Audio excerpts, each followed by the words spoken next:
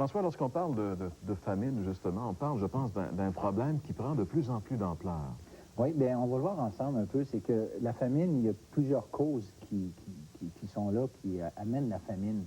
Mais une des causes que j'aimerais souligner, là, c'est l'administration politique.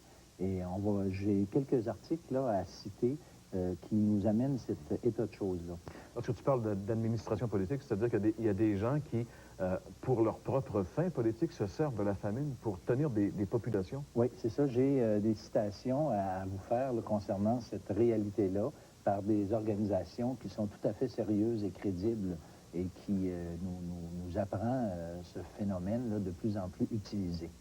Maintenant, quand on parle de famine, en général, on a à l'idée, bon, un petit Africain qui a le ventre grossi par le fait qu'il est affamé, qui est tout amaigri, les yeux qui sont sortis un peu de ses orbites et qui appellent notre compassion. Et je pense que c'est pas une image du tout exagérée de la réalité. Et on a de la misère. Nous, on parle souvent de pauvreté dans nos milieux, puis on sait bien qu'il y a de la misère qui nous côtoie dans nos pays nord-américains. C'est sûr, c'est un fait. Mais bien au-delà de ces réalités-là, il y a des gens qui meurent littéralement de faim. Et on est habitué de voir ces images. Et puis, c'est dommage, mais... C'est un des drames. On devient habitué, puis finalement, ça nous touche presque plus. C'est ça. Et tu parlais tantôt de phénomènes politiques, mais je pense que les phénomènes climatologiques que nous voyons aujourd'hui à travers la planète, parce que le climat est bouleversé, on n'a qu'à penser à la tempête Mitch, par exemple, qui a touché l'Amérique centrale et l'Amérique latine l'automne dernier, et qui a fait des milliers de morts, mais aussi qui a détruit considérablement presque toutes les récoltes de ces régions-là. Donc, c'est des famines qui suivent ces bouleversements climatiques. On pourrait penser également à cette grande famine qui touche aussi la Corée du Nord. Enfin, il y a plusieurs secteurs dans le monde présentement qui sont touchés par des famines qui sont le résultat des bouleversements climatiques.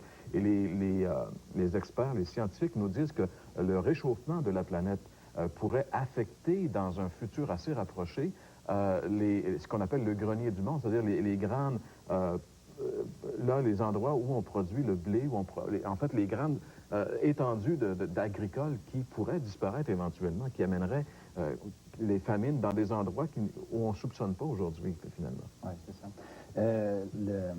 Vision mondiale, un organisme très connu, j'ai reçu quelques chiffres là, que je trouve intéressants. On dit que, d'après eux, 1,3 milliard de personnes dans le monde en développement, donc, bon, on comprend qu'est-ce que ça veut dire, le monde en développement, n'ont pas d'eau potable. 1,3 milliard de personnes. Puis ça, c'est quelque chose de l'eau, là, c'est encore pire que la famine, parce que l'eau est nécessaire pour vivre. On peut se passer de nourriture pendant une journée ou deux, mais on ne peut pas se passer d'eau potable. On doit boire de l'eau à chaque jour.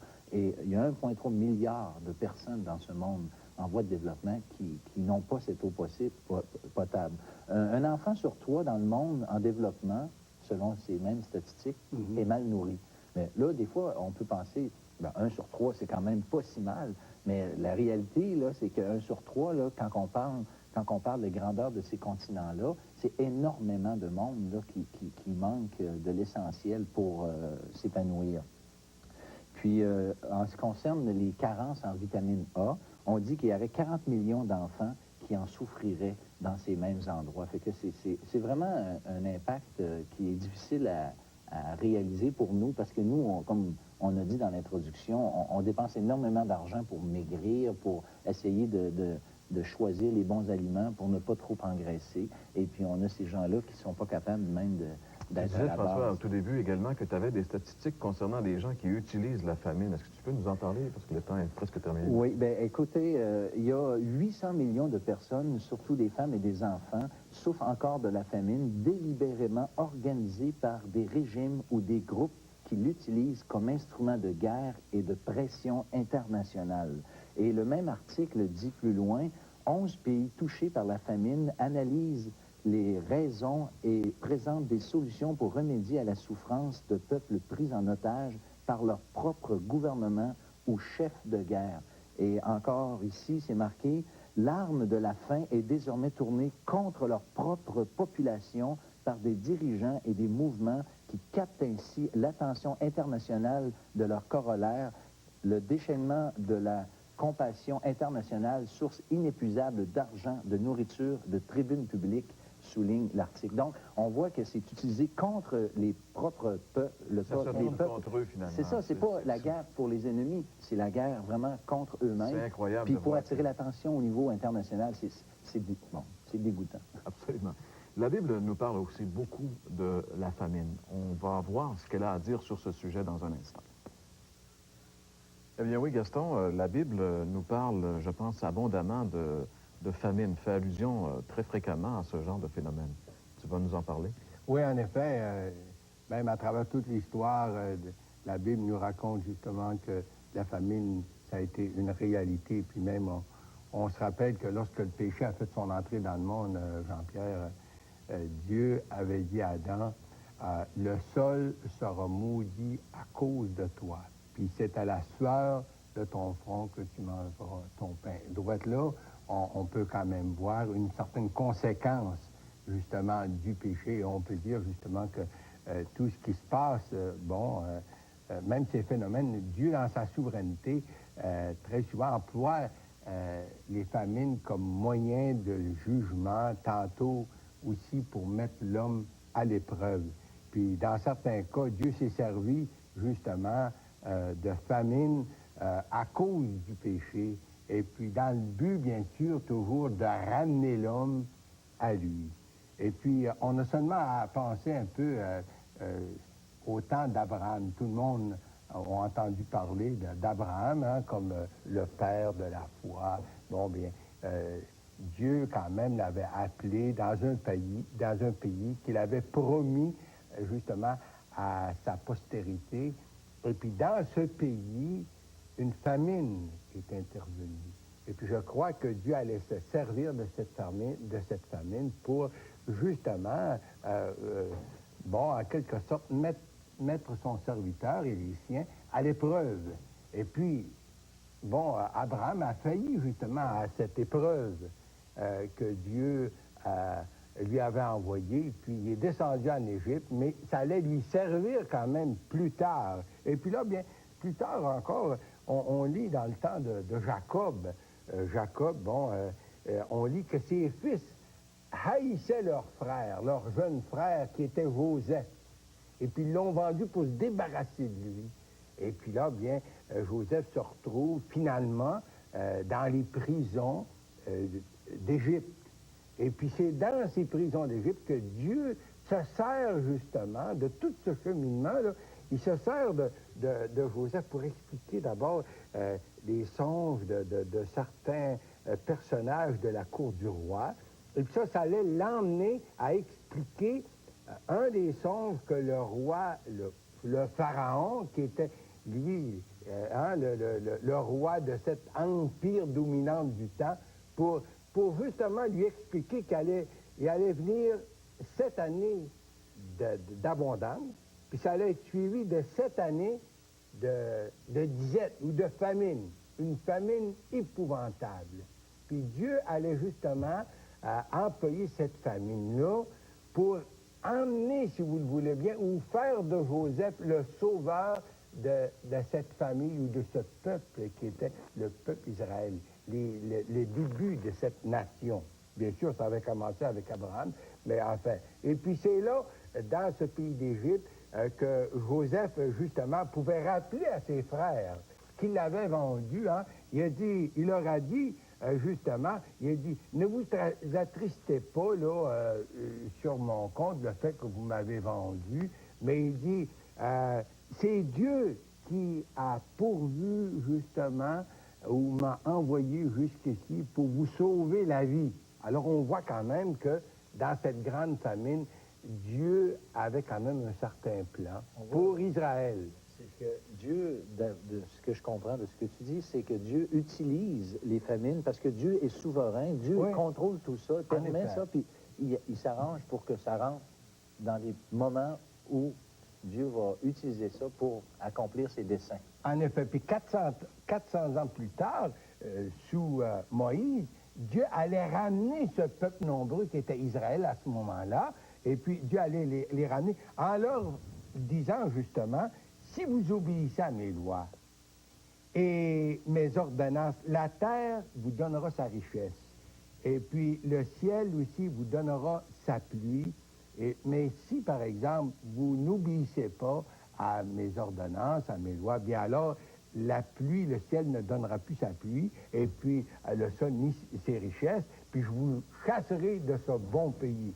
Alors, vous savez, on revient au temps du Seigneur, hein, et le Seigneur, quand il est venu, le pays était dominé par les Romains. Et puis, bon, ils ont voulu se révolter contre, justement, l'Empire romain. Et puis, bon, à l'an 70, il est arrivé que Titus, hein, il a justement chassé les Juifs. Puis le pays est devenu vraiment un désert. C'était comme une véritable famine. Ah, puis le Seigneur aussi allait l'employer lorsqu'il parle du prodigue, par exemple. Hein? L'enfant prodigue qui s'en va, qui quitte chez son père lui, et puis là, qui s'en va pour vivre justement dans le péché, dans la débauche. C'est justement là qu'il y a une famine. Puis là, une famine arrive. Hein? Puis c'est encore, Dieu se sert de cette famine. Pourquoi? Pour ramener le prodigue à la repentance, pour le ramener à Dieu. C'est un peu l'histoire du monde. Mais je voudrais quand même continuer en disant que, vous savez, on approche la fin. Puis le Seigneur avait dit, ce qui est arrivé du temps de Noé, là, ça va arriver aussi à la fin. On vit là la période de l'apostasie, où de plus en plus les gens s'enfoncent dans le péché, où les gens mettent Dieu de côté, où les gens ignorent Dieu, puis vivent comme des sans-dieux. On est là, présentement. Et puis tout ça nous dit que justement, là, on est presque à la fin, à la toute fin, où l'Antichrist va entrer en scène, le grand dictateur des derniers temps. Je crois que la plupart des gens ont entendu parler quand même. Hein? Alors, vous voyez, là, ça nous rappelle justement que le Seigneur va revenir, comme c'était le cas avec Noé. Avant que Dieu fasse pleuvoir ses jugements, parce que la famine, ça peut être un jugement, bien alors, avant que Dieu fasse pleuvoir ses jugements sur la terre, bien, il a placé Noé et sa famille à l'abri. Puis le Seigneur va revenir, c'est dans les Écritures, le Seigneur va revenir pour prendre à lui, justement, les siens, ceux qui sont sauvés, ceux qui vraiment se sont donnés au Seigneur, qui ont cru, qui vraiment marchent avec le Seigneur. Et puis, justement, là, ça va être la période de l'Antéchrist sur laquelle Dieu va verser ses jugements. Et un de ces jugements, Encore la famine.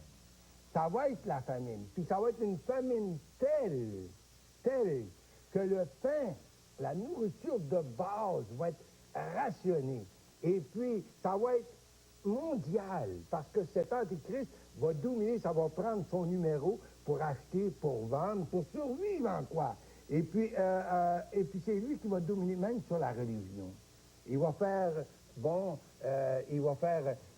si vous le voulez bien, une place, va donner une place d'honneur à la religion, tout ça, mais finalement, il se déclare lui-même Dieu, et puis en fait, ça va être le plus grand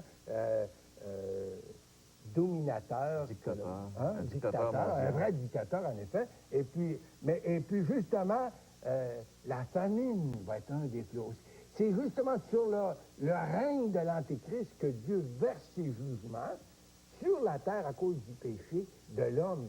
Justement parce que les gens qui n'ont pas voulu de la vérité pour se convertir, pour être sauvés, nous dit l'Écriture, bien Dieu leur envoie un esprit d'égarement, c'est-à-dire ils vont s'associer à l'Antéchrist, mais ils n'auront pas de choix finalement. Hein? Ils n'ont pas voulu de la vérité, personne ne va être neutre. Ils n'ont pas voulu de la vérité pour être sauvés. Bien alors, ils vont justement s'associer, ils vont se soumettre à l'Antéchrist, puis ils vont l'accepter comme un Dieu, comme Dieu. Et puis, justement, ils vont connaître justement la plus grande des famines que le monde n'a jamais connue. C'est un des jugements à ce moment-là que Dieu envoie sur la terre. Hein? Il y a une pensée qui vient à mon esprit en relation. Est-ce que ça veut dire qu'à chaque fois où il y a des famines, ça veut dire que c'est des jugements de Dieu? Je pense pas qu'on puisse dire ça non plus, non? Non. Si j'ai bien compris à travers ce que Gaston vient de nous dire, c'est que finalement, à travers toute l'histoire de la Bible, Dieu a utilisé à certains moments, donné des famines, et il y a des famines qui viennent également dans le futur parce que l'histoire n'est pas terminée. C'est vrai. Eh bien, les famines, comme on vient d'en parler, on pourrait dire c'est peut-être juste l'œuvre de Dieu, mais je pense que non. Comme François nous l'a dit au tout début, il y a des hommes qui ont comme des intérêts malsains à vouloir une telle situation. On en parle dans un petit instant.